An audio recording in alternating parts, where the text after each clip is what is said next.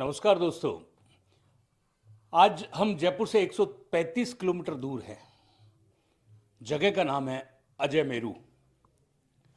पृथ्वीराज चौहान ने जहां शासन किया और अजय मेरू का नाम दुनिया में रोशन किया, इसी अजय मेरू की धरती सर एक ऐसी आवाज भी निकली, एक ऐसी कलाकार भी निकली, एक ऐसी अदाकार भी निकली जिसने पूरे देश के अंदर वो कुछ कर दिखाया जिसको करने की चाहत एक हर बच्ची में होती है और हर एक माँ बाप का सपना होता है कि उसकी संतान कुछ ऐसा करे ताकि वो खुद के साथ साथ अपने देश और अपने माता पिता का नाम भी रोशन करे।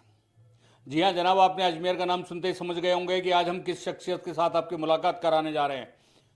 कोशिश करिए, थोड़ी सी तो कोशिश करिए। जिन्हें आपको स्टेज पे खूब देखा होगा, जिन्हें आपने हर कदम पर जहां भी एक रोशनी पैदा होती है वहां आपकी दृष्टि उस तक जाती है। और वो दृष्टि जो है वो एक ऐसी चीज है, चाहे जिस दृष्टि से आप किसी को देखो वो वैसी ही नजर आने लगती है। लेकिन हमारी ये दृष्टि जो है आज अजमेर की दृष्टि रॉय पर पड़ी है। जी हाँ जनाब, एक अंतर्राष्ट्रीय स्तर की कथक नृत्यांगना जिन्होंने अपनी भावभंगिमाओं से, अपनी तपस्या से, माँ शारदा के आशीर्वाद से, और सबसे बड़ी बात इनकी माता की विशेष कृपा जिसे कहते हैं नुपुर राय। और उन नुपुर ने जो चीज़ पैदा करी, नुपुर ने जो दृष्टि दी, उस दृष्टि ने जो कमाल करके दिखाया, आज हम उन्हीं विषयों पर बिंदास तरीके से बात करेंगे। और वैसे भी दृष्टि रॉय जितनी बेबाकी के साथ में अपनी बातें कहती है, उससे भी 100 गुना ज़्यादा स्टेज पर जब वो होती है तो हर कोई सिर्फ ताली बजाता है, और जब थिरकन शुरू होती है तो हर कोई अपनी सीट से खड़े होकर स्टैंडिंग ओवेशन देता है। यही है दृष्टि रॉय। आइए मुलाकात करते हैं, बातचीत करते हैं दृष्टि रॉय से भी। एक कहानी उनकी, एक सिलसिला उनका, और एक मुकाम किस तरीके से उन्होंने हासिल किया।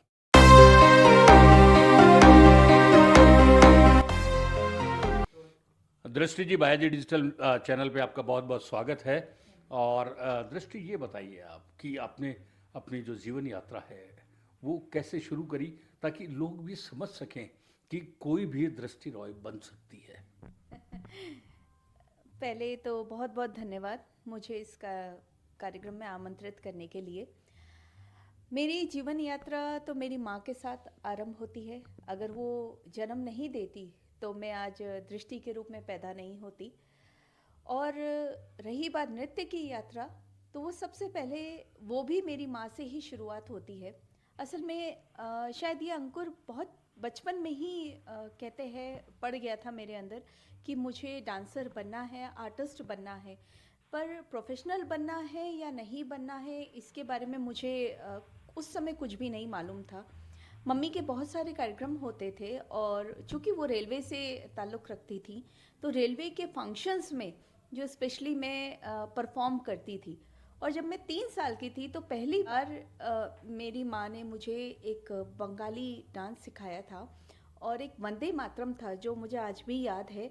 लाल पाड़ की साड़ी जो बंगाल में फेमस होती है, मैं छोटी सी बच्ची उस लाल पाड़ की साड़ी को पहन के जब पहली बार मंच पे परफॉर्म करी थी, वो मैं सोचती हूँ कि शायद वो कहते हैं ना, जैसे कहते हैं अरंगेत्रम टाइप जिस तरीके से होता है, शायद वहीं से एक कलाकार बनने की प्रक्रिया जो है प्रारंभ हो गई।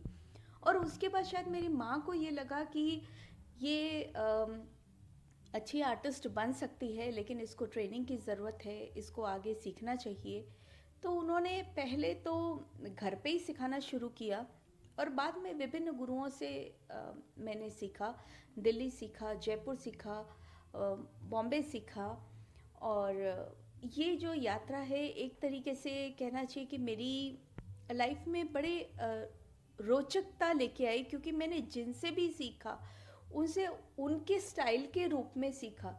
तो अगर आप मुझसे पूछेंगे कि दृष्टि आप अपने आप को एज ए कलाकार कैसे रेट करती हैं, या मेरी इस यात्रा में किसका बड़ा योगदान है, तो मैं कहूँगी सभी का बड़ा योगदान है। और जब मैं छोटी थी तो आबू रोड जैसी जगह जहाँ बहुत कम संसाधन उपलब्ध थे, लेकिन दूरदर्शन पे एक कार्यक्रम आता था रोज़ रात को 10 बजे, और नेशनल डांस प्रोग्राम होता था। तो मुझे याद है कि उस समय मैं टीवी खोल के और 10 बजे ये देखा करती थी कि काश मैं कभी दूरदर्शन पे आऊं और कभी मेरा भी नृत्य टेलीकास्ट हो, और कभी ये सुंदर कॉस्ट्यूम पहन के मेरा भी परिचय बड़े नामों में लिखा जाए। और ये कहते हुए मुझे बहुत गर्व महसूस होता है कि ज़िंदगी में मैंने वो मुकाम पाया। मेरा नाम भी दूरदर्शन में आया, दूरदर्शन वालों ने मेरा इंटरव्यू भी किया। तो एक छोटे से गांव की लड़की, अबरोड तो गांव ही कहेंगे, छोटे से गांव की लड़की, उसने जो सपना उस दूरदर्शन के अंदर देखा, जो उस समय मल्लिका साराभाई जी और इतने बड़े बड़े नाम, सोनल मानसिंह जी, जिनको मैं सोचती हूँ कि जिनको देखना अपने आप में एक ब्लेसिंग है, उनको देख के और उनसे कुछ सीखना, और फिर वही लड़की जब उनके समकक्ष खड़ी होती है, तो आप सोचिए कि दुनिया में कुछ भी हो सकता है। तो इसमें दृष्टि ये जो एक प्रोफेशनल यात्रा शुरू की, और जब आपने प्रोफेशनल यात्रा शुरू की तो उस समय माहौल भी आज के जितना एडवांस कहें या अवेयर नहीं थे लोग बाग। तो उस दौर में जब आपने शुरू किया being a female, being a girl, तो आपको निश्चित रूप से आसान तो वो सफ़र नहीं हुआ होगा, उसमें हर्डल्स भी बहुत होंगे और बहुत अच्छे अच्छे जो है आपको कमेंट्स भी सुनने को मिलते होंगे। हाँ बिल्कुल, ये सच है, और ये कटुता भी है एक तरीके से, जिसको हम सभी को स्वीकार करना चाहिए। एक महिला कलाकार होने के नाते मैंने बहुत सारे सेटबैक्स झेले हैं, और मैं एक बहुत ही अच्छे परवरिश से आती हूँ, एक अलग माहौल से आती हूँ, जहाँ मेरी माँ डॉक्टर, मेरे पिताजी बहुत ऊंचे उच्च पद पे थे, वो खुद भी पत्रकार थे और बहुत गुणी व्यक्ति थे। लेकिन उसके बावजूद जब मैंने ये सोचा कि मैं आर्टिस्ट बनना चाहती हूँ, डॉक्टर या इंजीनियर नहीं, मैं एक कलाकार बनना चाहती हूँ, तो मुझे समाज के कई लोगों ने हतोत्साहित किया। क्योंकि उस ज़माने में आज की तरह ये रियलिटी शोज़ नहीं होते थे, उस समय इस तरीके का माहौल नहीं होता था कि लड़कियां बहुत मॉडर्न हैं और अपना करियर चूज़ कर सकती हैं। तो मुझे जो समाज से कहना होता था कि मैं ये कर सकती हूँ, लेकिन वो लोग मुझे कहते थे अरे नाचने वाली बनोगी क्या, और मुझे ये वर्ड बहुत पिंच करता था। मैं ये सोचती थी नाचना क्या इतनी बुरी बात है कि आप उसको इस तरीके से इन्वर्टेड कॉमास क्लोज्ड कर देंगे। तो मेरे मन में ये ठन गई थी कि नहीं, अब तो मैं यही प्रोफेशन करूँगी और मैं बनूँगी भी यही, और यही मेरी पहचान होगी। तो आज जब मैं लड़कियों को देखती हूँ कि वो रियलिटी शोज़ वगैरह इन सब में जाके आगे परफॉर्म करती हैं, इतना आगे बढ़ती हैं, लेकिन फिर भी महिलाओं के लिए आज भी चुनौतियाँ बहुत सारी है। कलाकार होने के नाते मैं ये कहूँगी कि हमारे लिए बहुत सारी रेस्ट्रिक्शंस हैं, बहुत सारे बाउंडेशंस हैं, बहुत सारी कमियां हैं, जिनको पूरा करना बहुत ज़रूरी है। और वो समाज के भीतर ही है, समाज के बाहर नहीं है। अगर समाज के सभी लोग, अगर कलाकारों का जो कहते हैं ना, उसका जो खाका है, जिसे कहते हैं कि ये फीमेल कलाकार है, ये मेल कलाकार है, वो नहीं देख के एक सिर्फ आर्टिस्ट के रूप में देखेंगे ना, तो बिल्कुल उनको क्लियर समझ में आएगा कि एक मेल के साथ भी वही प्रॉब्लम है जो एक फीमेल के साथ है, और फीमेल कलाकार भी उतने इम्पोर्टेंट है जितने मेल कलाकार हैं। दृष्टि निश्चित रूप से प्रॉब्लम्स हैं ही ये, क्योंकि जब हमने अभी बहुत सारे आर्टिस्ट से बात करी, सेम चीज़ उन्होंने बात कही कि जितना इजी आप लोग ये ग्लैमर की दुनिया में हमें पर्दे पे देखते हैं, सच्चाई से अलग है बिल्कुल भी। अब इसमें दृष्टि एक चीज़, लेकिन आजकल जो है बिना कम मेहनत के हाइट्स पे जाना, और दो चीज़ें देखिए, बिना कम मेहनत हाइट्स पे जाना नंबर वन, नंबर टू जो चमक धमक की दुनिया है उसके अंदर जो फीमेल आर्टिस्ट हैं वो परिधान कम करना अपने और फिर प्रेजेंट करना किसी चीज़ को, तो वो तो निश्चित रूप से हमारी संस्कृति के अनुरूप तो नहीं है। इसको आपने कथक से बचाया, और कथक के अंदर एक ऐसा है जिसके अंदर संपूर्ण परिधान के साथ में आप सभी को मंत्रमुग्ध कर लेती हैं, तो इन सब दृष्टि को किस तरीके से दृष्टि देखती है? अ, देखिए, कला के कई रंग हैं। कलाकार जो है वो जब कला को आकार देता है, किसी भी कला को जब वो आकार देखा तो वो कलाकार कहलाता है। और जैसा कि आपने मुझे कहा कि लोग कम मेहनत करके ऊपर चढ़ना चाहते हैं, मैं इसको गलत मानती हूँ। इसलिए नहीं कि मैं ये शॉर्टकट्स, ठीक है, अपनी अपनी सोच है, उसका मैं कुछ भी नहीं कहती। लेकिन अगर आप मेरी राय पूछें तो मैं ये मानती हूँ कि हर एक चीज़ का एक वक्त, एक समय मुकर्रर होता है, और वो समय पे ही आपको आपके पास आना चाहिए। दूसरा ये, आप जितना तपते हैं, जितना सीखते हैं, जितना आपको एक्सपीरियंस गेन होता है, जितना आप मंच के इर्द गिर्द रहते हैं या उस परिवेश के अंदर रह के जब सीखते हैं, तो उसकी बात ही अलग होती है। दो चार डांस करके, दो चार हाथ पैर फेंक के आप ये सोचे कि आप आर्टिस्ट बन गए, तो मैं इससे सहमत नहीं हूँ। क्योंकि आर्टिस्ट बनने की प्रक्रिया बहुत जटिल है, उसके अंदर इतना आसान नहीं है। आप 50 घंटे रियाज करते तब जाके आप 5 मिनट परफॉर्म कर पाते। आप अगर एक कंपोजिशन को 100 बार सुनेंगे तो आपके अंदर 100 बार उसकी क्रिएटिविटी नए तरीके से आएगी। तो आप कैसे कह सकते हैं कि मैंने सब कुछ कर लिया, मुझे तो सब कुछ आ गया, अब मैं बहुत बड़े कलाकार या बहुत बड़ी आर्टिस्ट हूँ? नो, ये नहीं हो सकता। और अगर आप ये सोच रहे हैं तो आप बहुत बड़ी गलतफहमी में हैं, और ये गलतफहमी जो है वो पतन का सबसे बड़ा कारण बनती है। हो सकता है कई कलाकार लोग मुझसे इस बात से नाराज़ हो जाएं, लेकिन ये सच बात है। दूसरा बात ये कि हमारी भारतीय संस्कृति इतनी मॉडर्न है। आज आप चाहे गीत गोविंद देख लीजिए, चाहे राम सीता का विवाह देख लीजिए, या द्रौपदी चीरहरण देख लीजिए, इसके लिए कपड़े कम करके आपको प्रेजेंटेशन करना है, ये कहाँ तक उचित है? मुझे नहीं लगता। आपकी कला में वो, कहते हैं ना, तासीर होनी चाहिए, जो उर्दू में कहा जाता है ना, वो चमक होनी चाहिए, वो कशिश होनी चाहिए कि आप जैसे भी हों, अगर मैं साड़ी में भी हूँ और तो भी परफॉर्म कर रही हूँ, तो दुनिया की कोई भी ताकत मेरे उस अक्स को, उस कोने को, वहाँ वो लास्ट आदमी तक पहुँचने से नहीं रोक सकती। तो ये तो आप पे डिपेंड करता है। कपड़ों का लेन देन तो बाद में आता है। और आप जितने भी बड़े कलाकार देखेंगे, चाहे वो बाला सरस्वती जी हो, रुक्मणी देवी अरुणडेल हो, बिरजू महाराज जी हो, जितने बड़े कलाकार हैं, हेमा मालिनी जी हो, कोई भी आप देख लीजिए, वैजंती माला जी, आप उनकी कला पे प्रश्न चिन्ह लगा सकते हैं? नहीं। वो लोग इतने विशुद्ध कलाकार हैं कि उनके बॉडी लैंग्वेज से, उनके हाव भाव से, उनकी कहते हैं ना, पर्सनालिटी से अपने आप सब जाहिर हो जाता है। तो कहाँ ज़रूरत है आपको कपड़े कम करने की? दृष्टि, जैसे आपने कहा कि निश्चित रूप से वो सब चीज़ें नहीं होनी चाहिए जिससे एक संपूर्ण वातावरण में अ, दूषितपना आए।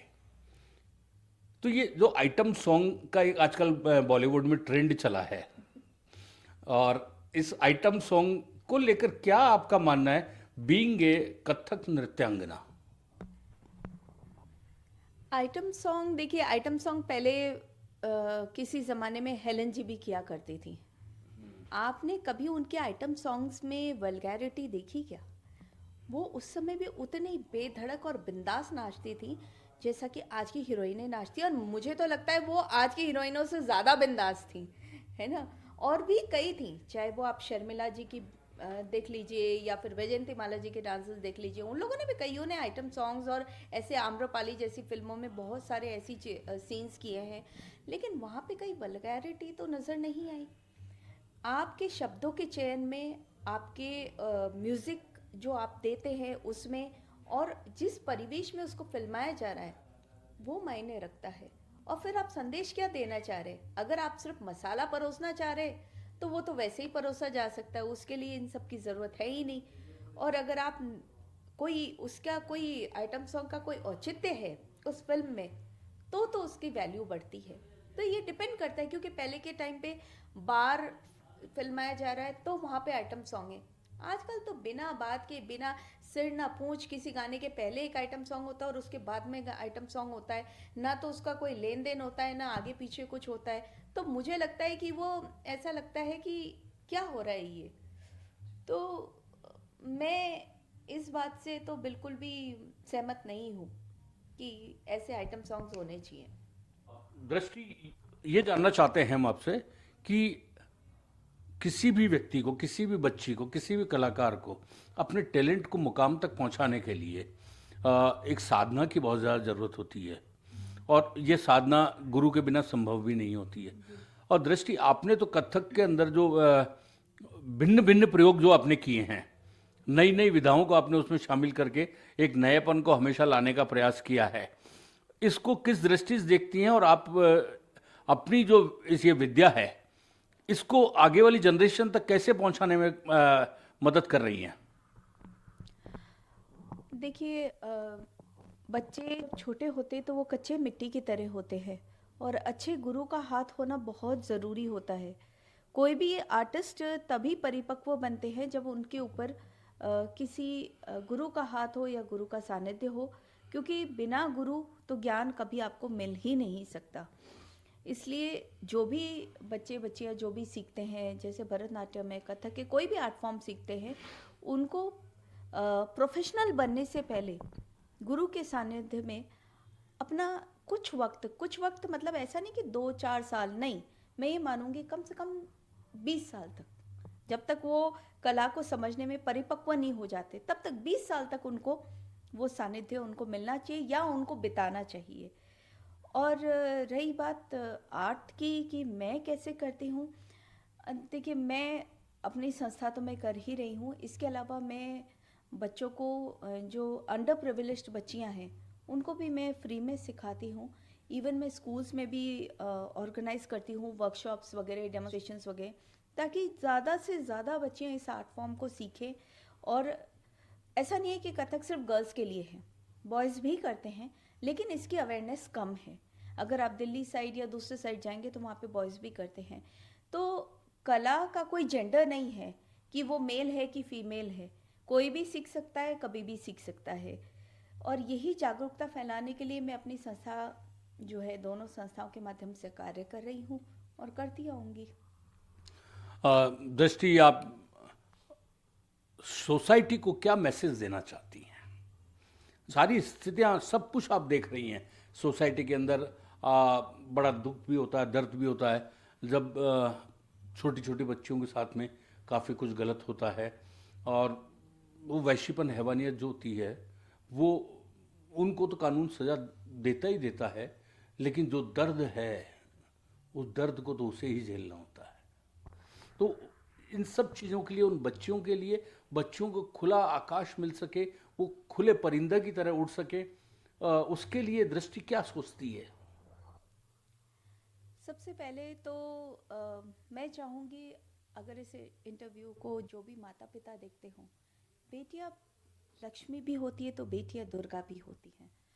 उनको उसी रूप में उनको पालना चाहिए, उनको उसी रूप में बड़ा करना चाहिए। उनको आप सरस्वती का रूप भी मानते हैं तो उनको दुर्गा का रूप भी सिखाइए।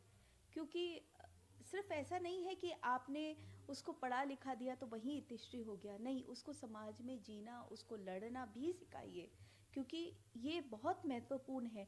और किसी भी बच्ची के पीछे अगर उसके समाज, उसके माता पिता का हाथ होता है उसको आगे बढ़ाने में, उसको संबल प्रदान करने में, तो दुनिया की कोई ताकत उसको नष्ट नहीं कर सकती, दुनिया की कोई ताकत उसको मिटा नहीं सकती, किसी भी रूप में उसको हानि नहीं पहुंचा सकती।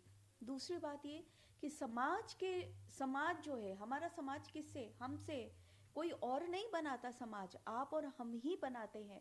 तो हमारी सोच, हमारी जो खुद की आदतें हैं, हमारी सोच है, हमारी जो खुद की जो कहते हैं ना चर्चाएं हैं, उन सब में महिला स्वावलंबन तो कहते हैं, लेकिन स्वावलंबन तो मानसिक रूप से होना चाहिए ना, वो कहाँ है?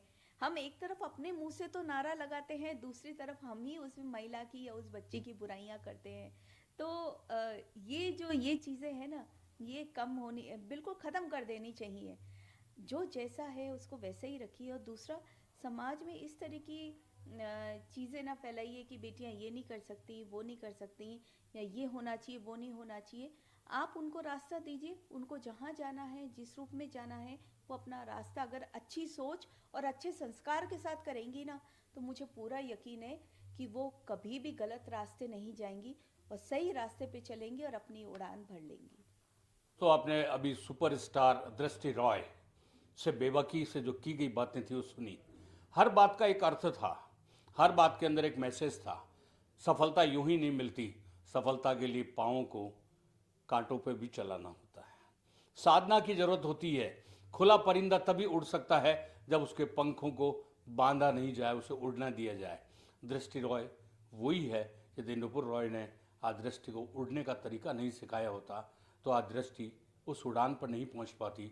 आप भी अपने बच्चों को, जो भी आपके बच्चों में टैलेंट है, आप अपने बच्चों को आगे निकालने का काम करिए। बच्चों के आपस में प्रतिस्पर्धा करिए। आप एक बच्चे की दूसरे बच्चे से तुलना कभी मत कीजिए। हर बच्चे में एक टैलेंट छुपा हुआ होता है। बीइंग ए पेरेंट्स, ये आपकी जिम्मेदारी है। अपने बच्चे को, हुनर को पहचानो और उसको उस मंजिल तक पहुंचाने में आप अग्रणी भूमिका निभाओ। तभी तो हर बच्ची दृष्टि राय बन के पैदा हो सकती है। हर बच्ची आकाश में जा सकती है, अंतरिक्ष की यात्रा कर सकती है, जो चाहे वो सपना पूरा कर सकती है। क्योंकि बच्ची है तो निश्चित रूप से आप मान के चलिए वो किसी से भी कम नहीं है।